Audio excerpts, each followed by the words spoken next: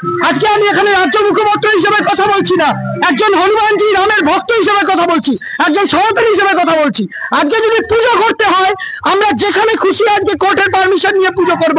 দেখি কোন বাংলার পুলিশ, কোন রাজ্য সরকার আর কোন মৌলবাদের দালালরা পুজো আটকাতে পারে।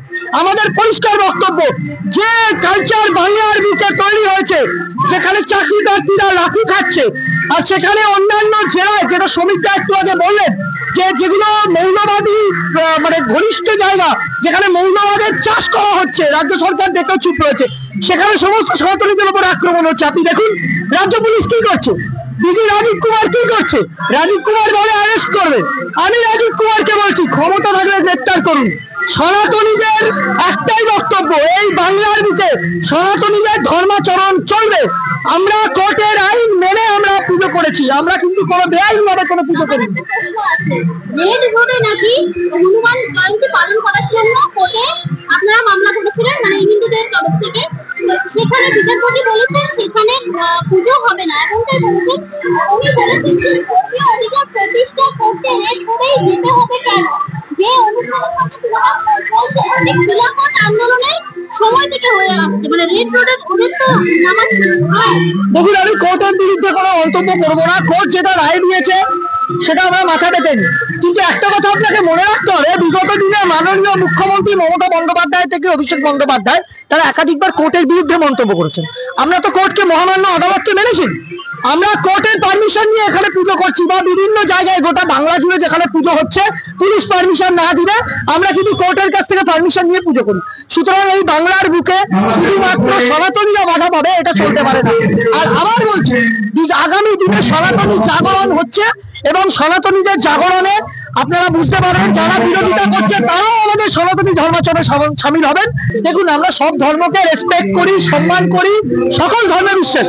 কিন্তু একটা কথা মনে রাখতে হবে, হিন্দু হোমল্যান্ডে বাস করে যদি কেউ মনে করে যে মহাদেবের ত্রিশূল বা মানে তিলকের ছবিতে পা দিয়ে গাড়ির কাছে গেরুয়া আমাদের সনাতনী ত্যাগের প্রতীক গেরুয়া ধ্বজ খুলে দিয়ে হিন্দু হোমল্যান্ডকে ধ্বংস করবে, ভয়ানক ধ্বংসাত্মক জায়গায় যাবে, তারা যদি ভেবে থাকে তারা ভুল করছে। আমরা অত্যন্ত ধৈর্যশীল ভাবে সনাতন ধর্মের প্রতীককে রেসপেক্ট জানিয়ে সকলকে সাথে নিয়ে বসবাস করি। আজকে এই যে রামদূত সংঘের পুজো, যে কার্যকর্তা যারা আজকে রয়েছে, যারা আজকে সুন্দরভাবে ভক্তরা পুজো করছে, আপনারা দেখুন বিগত দিনে যতবার সরস্বতী পুজো হয়েছে, দুর্গা পুজোর চণ্ডীপাঠ, দিকে দিকে হনুমান পুজো, রাম পুজো, বিভিন্ন জায়গায় বাধা পেতে হয়েছে। কেন বাংলার বুকে হিন্দু হোমল্যান্ডে দাঁড়িয়ে সনাতনীদের পুজোয় বাধা পেতে হবে? এই প্রশ্নটা আমরা রাজ্য সরকারকে করতে চাই। রাজনৈতিক ব্যাপার এটা নয়। যে সরকার আছে তারা সাধারণ মানুষের জন্য কাজ করা উচিত তাদের। তারা সব ধর্মকে প্রোটেকশন দেবে, এটাই তাদের কাজ। শুধুমাত্র অন্যান্য ধর্মকে প্রোটেকশন দেবে, আর সনাতনী ধর্ম যারা অবলম্বী, যারা সনাতন ধর্মকে মেনে চলে, তাদের প্রত্যেকটা মিছিলে হামলা হবে। তাদের যে কোনো পুজো করতে গেলে আজকে জিৎ বোস রয়েছে, আজকে রাজেশ ঝা রয়েছে, আজকে জগৎ কিশোর ভগত, যে সমস্ত ভক্তরা, আজকে কালীচরণ সাহু রয়েছে, আজকে আমরা যারা ভক্তরা পুজো করছি তাদেরকে পুজো করতে গেলে কোর্টের পারমিশন নিয়ে পুজো করতে হবে। আর অন্য কোনো ধর্ম পালন করতে গেলে তো কোর্টের পারমিশন লাগে না। আজকে আমি এখানে রাজ্য মুখপাত্র হিসেবে কথা বলছি না, একজন হনুমানজি রামের ভক্ত হিসেবে কথা বলছি, একজন সনাতনী হিসেবে কথা বলছি। আজকে যদি পুজো করতে হয়, আমরা যেখানে খুশি আজকে কোর্টের পারমিশন নিয়ে পুজো করব। দেখি কোন বাংলার পুলিশ, কোন রাজ্য সরকার আর কোন মৌলবাদের দালালরা পুজো আটকাতে পারে। আমাদের পুলিশ, দেখুন সিদ্দিকুল্লাহ চৌধুরী তো বিগত দিনে বাংলাদেশের উপদেষ্টা মোহাম্মদ ইউনূসেরও পাশে দাঁড়িয়েছিল।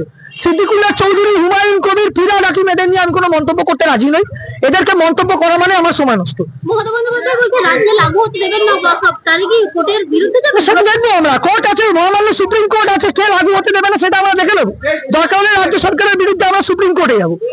ভারত সরকার যে বিল এনেছে এবং সেটা সবার মঙ্গলের জন্যই এনেছে, এবং তার পক্ষে আমরা, এবং দরকার হলে কোর্টে যাবো। আমরা আইনের সাহায্য নিয়ে এই বাংলার দিকে যে দালালি চলছে মৌলবাদের, সেটা আমরা বলবো।